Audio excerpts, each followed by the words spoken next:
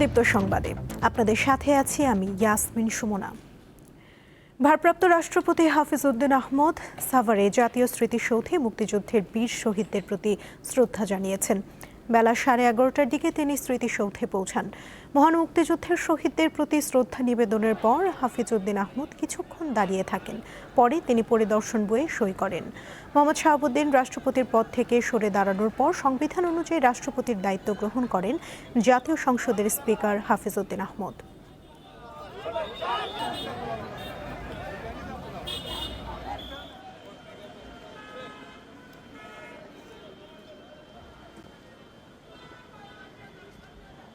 সদ্য সাবেক রাষ্ট্রপতি মোহাম্মদ শাহাবুদ্দিন আজ বঙ্গভবন ছেড়ে যেতে পারেন। এরই মধ্যে গুলশানে তার নিজের বাসা প্রস্তুত করা হয়েছে।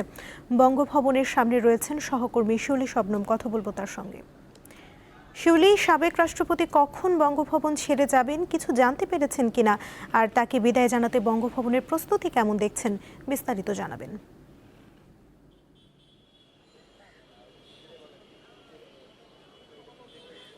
সুমনা, ঠিক আর কিছুক্ষণের মধ্যেই বাংলাদেশের সাংবিধানিক ইতিহাসের একটি গুরুত্বপূর্ণ অধ্যায়ের সমাপ্তি হতে যাচ্ছে। আমার ঠিক পেছনেই বঙ্গভবনের ফটক, এবং সেই ফটক ছেড়ে বঙ্গভবন ছেড়ে হয়তো আমাদের সূত্র মতে ঠিক 1টার দিকে রাষ্ট্রপতি 22তম রাষ্ট্রপতি তিনি বঙ্গভবন ত্যাগ করবেন এবং রাষ্ট্রীয় প্রোটোকল মেনে তিনি বঙ্গভবন থেকে বিদায় নেবেন, এবং রাষ্ট্রীয়ভাবে যত ধরনের আচার আছে সেসব আচার প্রোটোকল মেনে তাকে বিদায় দেওয়া হবে বলে আমরা জানতে পেরেছি এর মধ্যে। এবং আপনি জানেন নিশ্চয়ই যে তিনি আসলে দায়িত্ব শেষ হওয়ার অন্তত 21 মাস আগে তিনি তার নির্ধারিত দায়িত্ব থেকে পদত্যাগ করেছেন। এবং সুমনা, আপনি জানেন যে তিনি আসলে গত শুক্রবার অসুস্থতার কারণ দেখিয়ে রাষ্ট্রপতির পদ থেকে সরে এসেছেন, এবং এরই মধ্যে রাষ্ট্রপতির পদে দেশের বর্তমান স্পিকার মেজর অবসরপ্রাপ্ত হাফিজ উদ্দিন তিনি ভারপ্রাপ্ত রাষ্ট্রপতি হিসেবে দায়িত্ব নিয়েছেন। এবং আপনি জানেন যে বিদায়ী মোহাম্মদ শাহাবুদ্দিন তিনি যে আওয়ামী লীগ সরকারের সময় তিনি 2023 সালের এপ্রিলে দায়িত্ব গ্রহণ করেছিলেন, এবং সে অনুযায়ী তার আসলে দায়িত্ব গ্রহণ 2028 সাল পর্যন্ত তার রাষ্ট্রপতির মেয়াদ আছে। তবে তিনি সেই নির্ধারিত সময়ের অন্তত 21 মাস আগে তার দায়িত্ব থেকে সরে এসেছেন।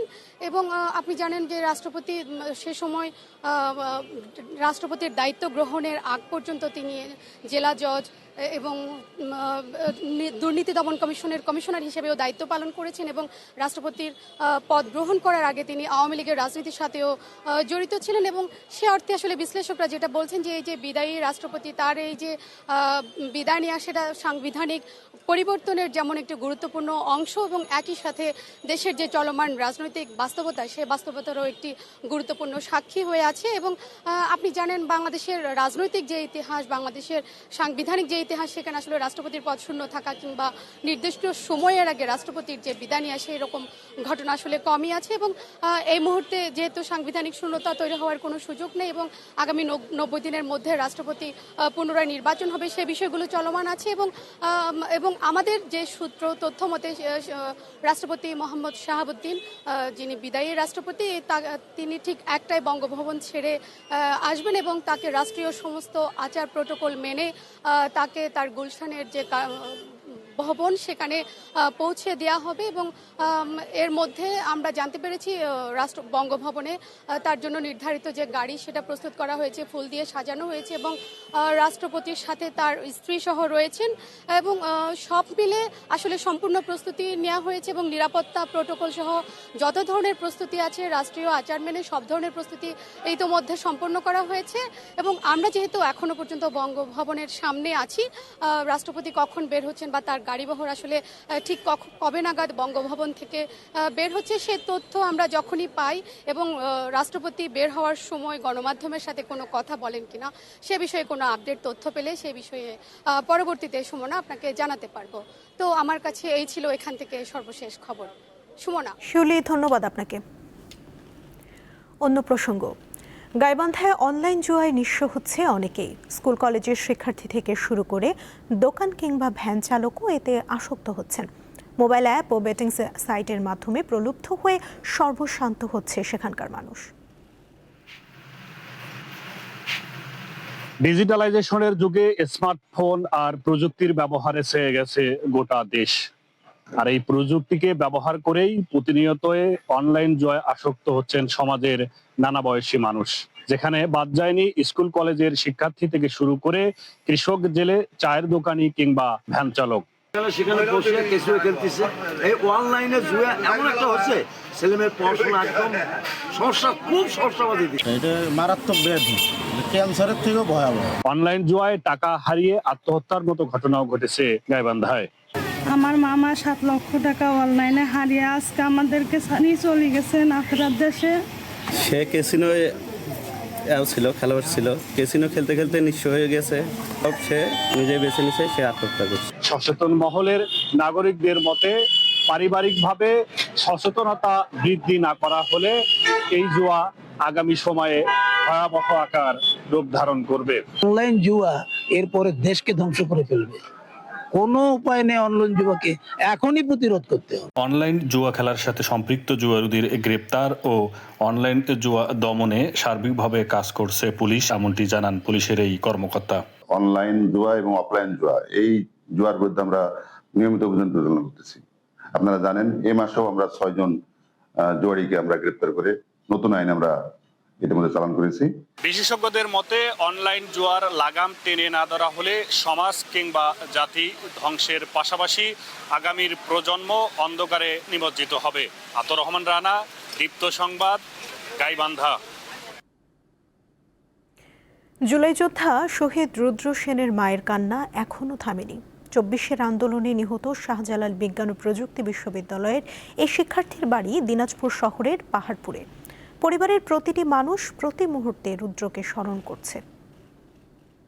সদরের পাহাড়পুর এলাকার সুবীর কুমার সেন ও শিখা দম্পতির একমাত্র ছেলে রুদ্র সেন, যাকে সারা দেশের মানুষই রুদ্র সেন বা রুদ্র হিসাবে চিনে। আমরা আজকে তাদের বাসায় এসেছি।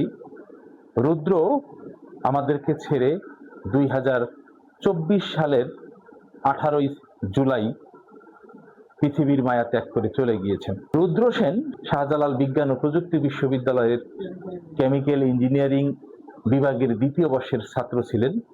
সেই বৈষম্য বিরোধী ছাত্র আন্দোলনে নেতৃত্ব দিতে গিয়েই তিনি শাহাদাত বরণ করেন। সন্তান হারার এটা কষ্টটা কেউ তো বুঝবে না, যার গেছে সেই বুঝবে, তাছাড়া কেউ বুঝবে না পৃথিবী। ও যখন ভার্সিটিতে ছিল তখন আমি বললাম যে বাবা তুই ম্যাচে চলে যাবে, বলে মা এখানে হাজার হাজার লোক আছে, কারোর কিছু হচ্ছে না, আমার হবে। এই কথাটাই আমার মনে লাগে। ছোট জন্মের পর থেকে যে এই যে বড় হলো, এই বড় হওয়া মুহূর্ত পর্যন্ত শেষ পর্যন্ত সব স্মৃতিগুলো খালি মনে করে সারাদিন। খুবই ভালো ছাত্র ছিল সে। প্লাস গোল্ডেন ছাড়া ক্লাস 5 থেকে ইন্টার পর্যন্ত কোনোদিনের নিচে রেজাল্ট হবে। শাহজালালে চান্স পেয়েছে তো ঢাকা বিশ্ববিদ্যালয়ে ভর্তিও হলো, কিন্তু সাবজেক্ট আশানুরূপী না হয় সে শাহজালালে গেল। অত্যন্ত মেধাবী বিনয়ী একজন ছাত্র। তাকে এই এলাকার মানুষ সহ বিশ্ববিদ্যালয়ে অনেকেই তাকে খুবই পছন্দ করতেন। এমন এই ঘটনা ঘটবে আমরা কখনো কল্পনাই করি নাই যে এইভাবে রুদ্রকে আমরা হাত দিব। একদিন হঠাৎ করে শুনবো যে রুদ্র নাই, এটা আমরা আমাদের ভিতর থেকে কখনো হয় না। এখনো আমরা অনুভব করি যে রুদ্র হয়তো কখনো কখনো আছে, হয়তো একদিন আসবে।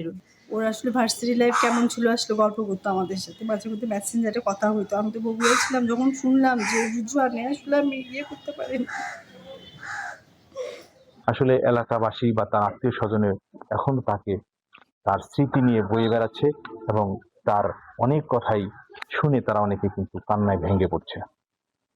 সুলতান মাহমুদ, দীপ্ত টেলিভিশন, দিনাজপুর। বিশ্ব প্রকৃতি সংরক্ষণ দিবস। প্রাকৃতিক সম্পদ সংরক্ষণ, উদ্ভিদ ও প্রাণী জগতের সুরক্ষা, জীববৈচিত্র্য হ্রাস ও দূষণের মতো পরিবেশগত হুমকি সম্পর্কে সচেতনতা বাড়াতে এই দিনটি পালন করা হয়। বাংলাদেশের প্রাণ প্রকৃতি নিয়ে দীপ্ত সংবাদ ধারাবাহিক প্রতিবেদন প্রচার করছে। যত্রতত্র ময়লা আবর্জনা ফেলার কারণে কিভাবে জমির উর্বরতা নষ্ট হচ্ছে, আজ থাকছে এই নিয়ে প্রতিবেদন।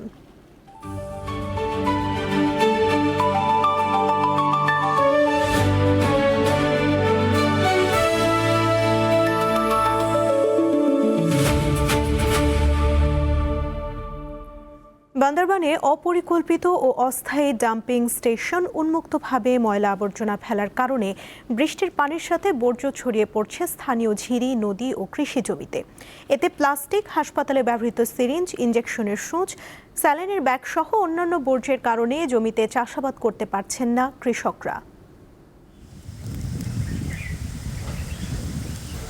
বান্দরবানে অপরিকল্পিত ও অস্থায়ী ডাম্পিং স্টেশনে উন্মুক্তভাবে ময়লা আবর্জনা ফেলার কারণে বৃষ্টির পানির সাথে বর্জ্যগুলো ছড়িয়ে পড়ছে স্থানীয় ঝিরি, নদী ও কৃষি জমিতে।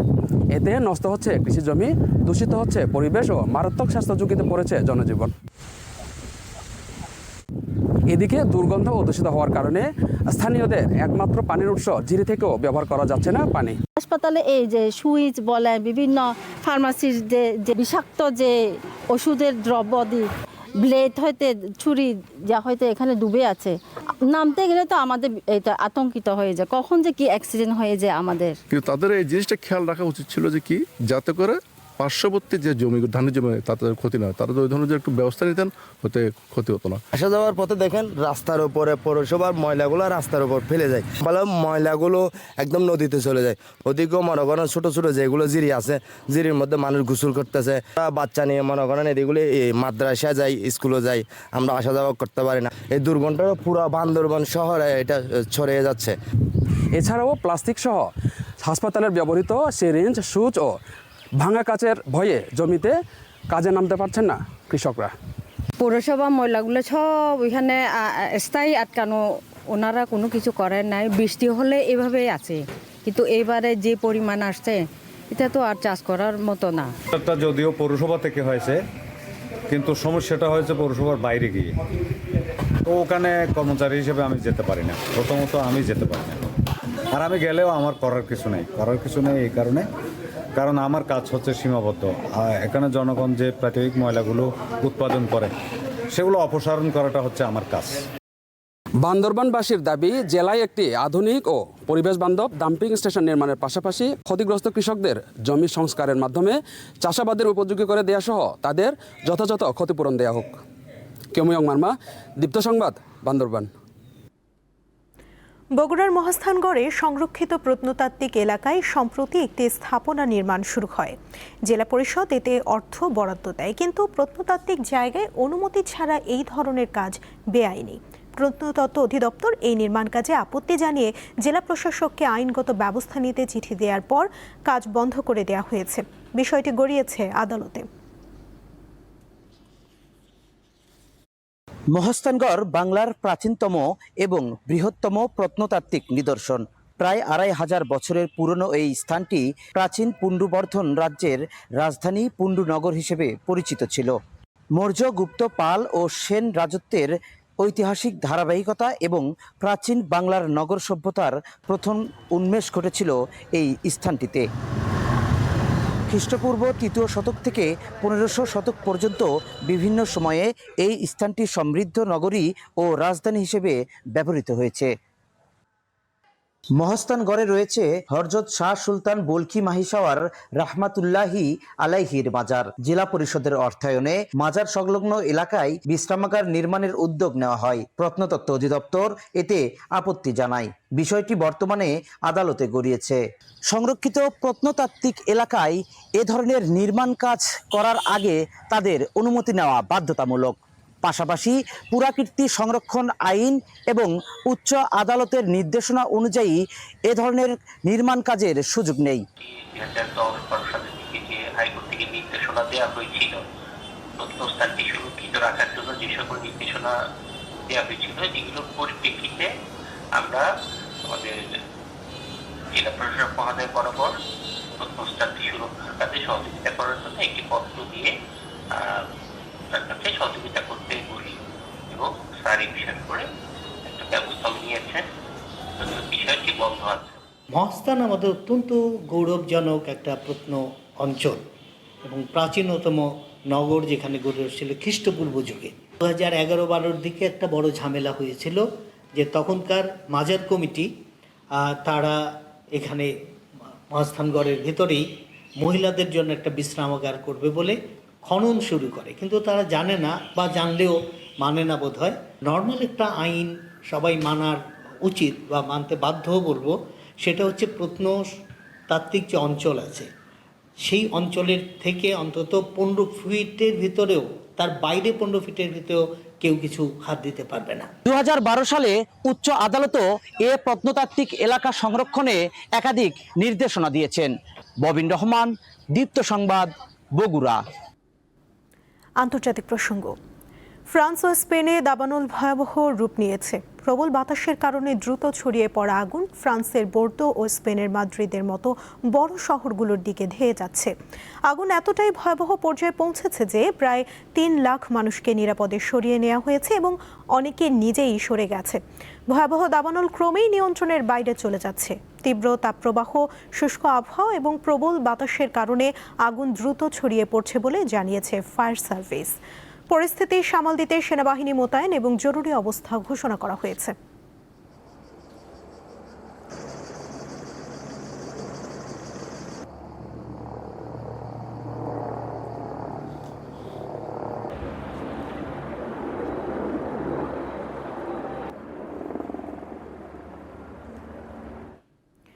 ফিলিস্তিনের অবরুদ্ধ গাজা উপত্যকায় ইসরায়েলি বিমান হামলায় পুলিশ বাহিনীর প্রধান সহ 6 জন প্রাণ হারিয়েছেন। শনিবার গাজা সিটির উত্তরে শেখ রাদওয়ান এলাকায় পুলিশ বাহিনীর প্রধান ব্রিগেডিয়ার জেনারেল আবদেল নাসের আল মাকদামাকে লক্ষ্য করে বিমান হামলা চালানো হয়। তিনি উত্তর গাজা গভর্নরের দায়িত্ব পালন করছিলেন। ইসরায়েলি সামরিক বাহিনী দাবি করেছে জেনারেল আবদেল নাসের হামাসের সামরিক শাখার সদস্য ছিলেন। ইসরায়েলি হামলায় নুসাইরাত শরণার্থী শিবিরে এক ফিলিস্তিনি চিকিৎসা কর্মী এবং খান ইউনিসে ইসরায়েলের আলাদা 2টি হামলায় 3 জন নিহত হয়েছে। এছাড়া গত সপ্তাহে ইসরায়েলি হামলায় আহত এক পুলিশ সদস্য চিকিৎসাধীন অবস্থায় মারা যায়।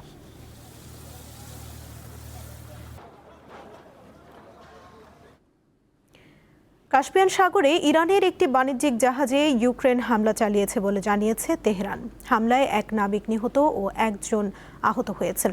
এ ঘটনার তীব্র প্রতিবাদ জানিয়েছে ইরানের পররাষ্ট্র মন্ত্রণালয়।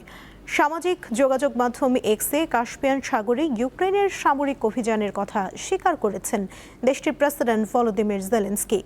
তবে বাণিজ্যিক জাহাজে হামলার বিষয়টি অস্বীকার করে তিনি জানান, রাশিয়ার একটি যুদ্ধজাহাজ লক্ষ্য করে এই হামলা চালানো হয়েছে।